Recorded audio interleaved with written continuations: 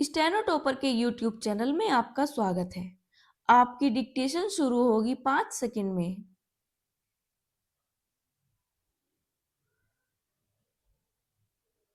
अध्यक्ष महोदय, जिस भावना से मैंने यह बिल पेश किया है उसको विरोधी पक्ष के लगभग सभी सदस्यों ने एक मत से महसूस किया है कि देश में बेकारी की जो समस्या है वह एक भयंकर समस्या है और उसके कारण हमारे देश का विकास, चाहे वह सामाजिक हो, आर्थिक हो या सांस्कृतिक, रुका हुआ है और ऐसी स्थिति में हम आगे बढ़ नहीं सकते हैं। इसी प्रकार से इस परिस्थिति का निर्माण हम पिछले 54 वर्षों से देख रहे हैं। मंत्री महोदय ने यहाँ पर अभी कहा कि राष्ट्रपति इस काम को नहीं कर सकते हैं क्योंकि वह उनके अधिकार के बाहर है। आप राज्यों में राज्यपाल शासन स्थापित करते हैं जब यह देखते कि किसी राज्य में वहाँ की व्यवस्था, वहाँ का विकास ठीक नहीं हो रहा है, जब किसी राज्य में गड़बड़ी फैल रही हो, विकास का काम समाप्त हो गया हो और जिम्मेदारी से लोग काम न करते हों तो वहाँ पर मौजूद हैं।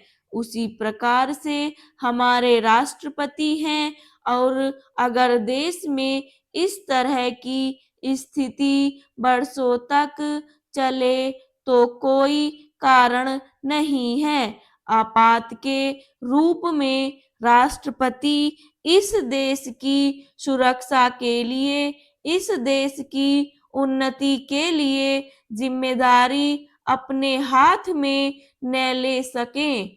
हमारे भाइयों ने बहुत से उदाहरण दिए हैं कि राज्यों में संयुक्त सरकारें नहीं चली, लेकिन उसके पीछे राजनीतिक हथकंडे थे।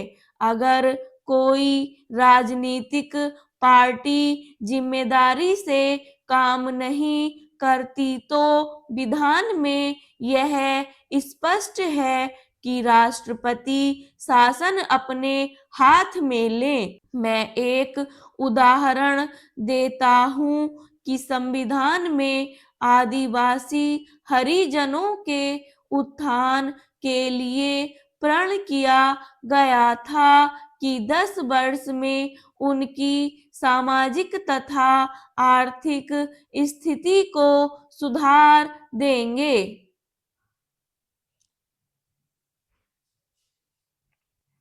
लेकिन यह सरकार उसमें भी असफल रही। उसको एक बार 10 वर्ष के लिए बढ़ाया गया और दोबारा फिर 10 वर्ष के लिए बढ़ाया गया। इसी तरह से उसको बढ़ाते जा रहे, लेकिन उनकी आर्थिक और सामाजिक उन्नति आप नहीं कर पाए हैं।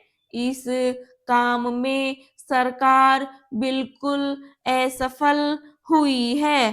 पिछली बार सरकार पर अविश्वास का प्रस्ताव भी आया था और वह पास होने वाला था।